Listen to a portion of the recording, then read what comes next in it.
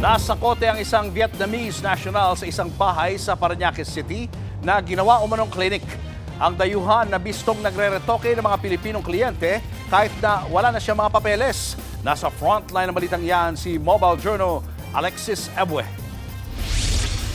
Sinalakay ng National Bureau of Investigation o NBI ang residential property na ito sa Parañaque City. Pilit binuksan ang pintuan pero nakakandado ito.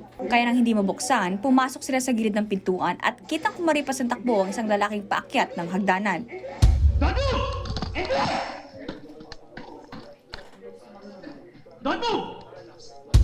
Ang lalaking yan, kinilalang isang Vietnamese national na iligal na nagsasagawa ng mga cosmetic surgery.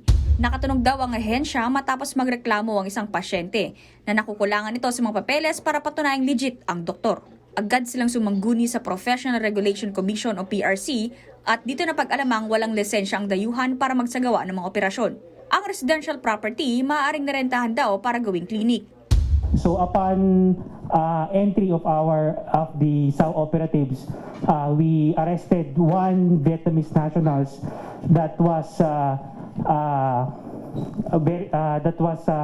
arrested during the operation. Nung pumasok kami sa area, we were able to see two Philippine nationals na kakatapos lang ng procedures. In fact, fresh pa yung wounds nila from their medical procedures.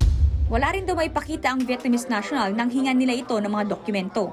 Ayon pa sa log records ng clinic, puro Pinoy daw ang naging pasyente nito.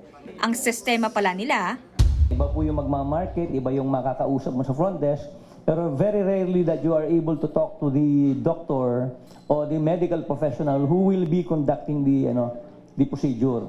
Magugulat ka na kapag nandun na, malalaman mo na foreigner nga pala ito, di ba? So it's going to be very difficult for a patient or a potential patient to verify kung meron bang special permit ito to practice medicine in the Philippines. sa social media at referral daw naging kilala ang illegal clinic. Mas mababa daw ang offer nito kumpara sa iba. Paalala ngayon ng NBI sa publiko, tiyakin muna ang mga papeles ng mga pupuntahang klinik bago magpa-opera.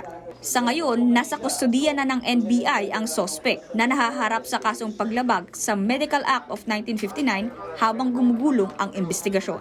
Nagbabalita mula sa Frontline, Mobile Journal Alexis Ebue, News 5. Mga kapatid, Julius Babaw po.